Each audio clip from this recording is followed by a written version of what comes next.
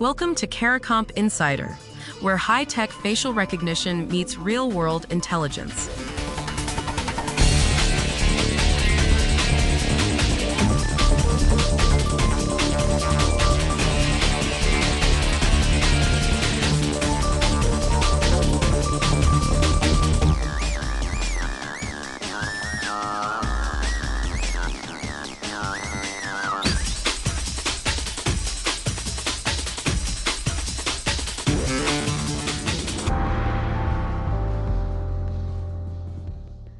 A photo of your face can fool a security camera. According to researchers at Mitek Systems, AI correctly spotted a fake biometric, a printed photo, a silicone mask, even a deepfake video, 96% of the time. Humans looking at the same fakes, they caught just 61%. That gap should unsettle anyone who walks through a door, badges into an office, or drops a child off at a school that uses facial recognition.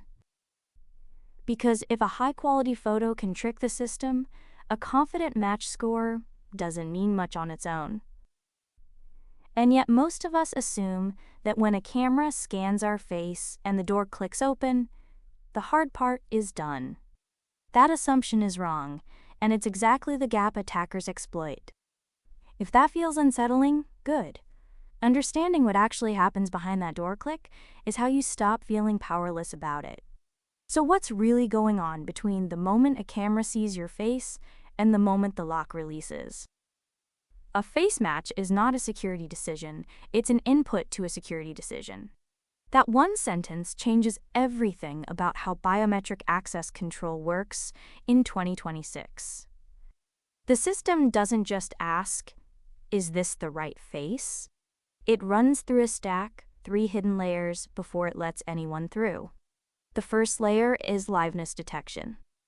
That means the system checks whether a real, breathing human is standing in front of the camera, not a photograph, not a video on a tablet, not a 3D printed mask. Passive liveness detection does this by analyzing micro-movements, the way light plays across skin, and subtle texture differences that a flat image can't replicate. According to OLOID's technical research, these passive systems now hit 98.6% accuracy using standard 2D cameras that meet ISO 3107 compliance. That's a mouthful. ISO 3107 is basically the international standard that certifies a system can actually detect presentation attacks. And this layer isn't optional anymore. Even for internal doors, the ones inside a building, between departments, certified liveness detection is now considered mandatory. Without it, you've got a meaningful and unnecessary vulnerability, no matter how good your camera is.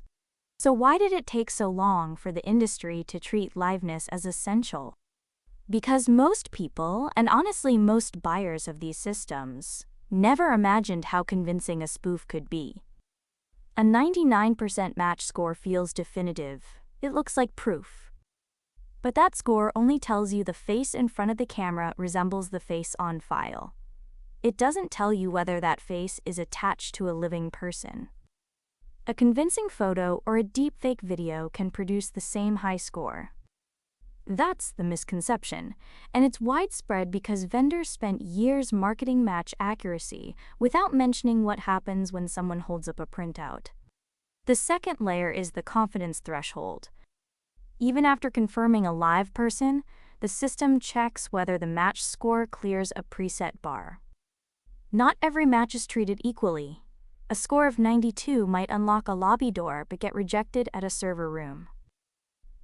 Organizations tune these thresholds depending on the risk level of what's behind the door. For you at home, this is like the difference between your phone asking for just a face scan versus a face scan plus a PIN. The stakes determine the strictness. The third layer is the policy engine. This is where the system asks, even if you are who you say you are you allowed to be here right now? Time of day, clearance level, which zone you're entering, all of that gets checked. And behind all 3 layers sits an audit trail, a record of who accessed what and when. The article from International Security Journal uses an analogy that nails it. This whole architecture works like airport security. The face check is just the first gate. You still need the liveness detector. Are you actually here? The policy engine. Do you have clearance? And the audit log, a paper trail of every entry.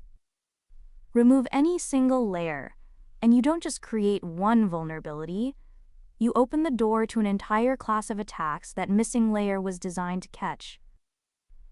Now the hardware side of this is moving fast too. Iris ID now fuses iris scanning and facial recognition into one device. No separate enrollment for each. That matters because multimodal systems, ones that combine 2 or more biometric checks, aren't a premium upgrade anymore. They're becoming the baseline. Authentication on these devices takes under 250 milliseconds. A single unit can store up to 10,000 face templates. And the throughput requirement is brutal, at least 30 users per minute per device.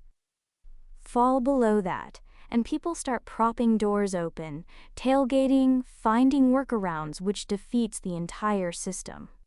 That's a reality anyone who's ever held a door for a coworker understands instinctively. The market reflects all of this. The global biometric authentication industry is expected to reach roughly $8.8 billion in 2026, growing at over 16% annually. And that growth isn't just government buildings and airports. It's warehouses, medical clinics, schools. The shift is this. Accuracy used to mean how well a system recognized a face. Now accuracy means how well the entire stack resists attack. A 99.9% match rate means nothing if a $5 photo print gets past the liveness check. So 3 things to carry with you. 1. A face match alone doesn't unlock anything anymore. It's just the first question in a 3-part test. 2. Liveness detection, confirming a real person is standing there, is now the layer that separates a secure system from a vulnerable one.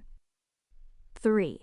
The door doesn't open until the system confirms you're real, you're a strong enough match, and you're actually allowed in. Whether you manage building security or you're just walking into your kid's school, that stack is already deciding who gets through. Knowing it exists is how you start asking the right questions about it. The full story is in the description if you want the deep dive. Now you know something most people in this industry don't.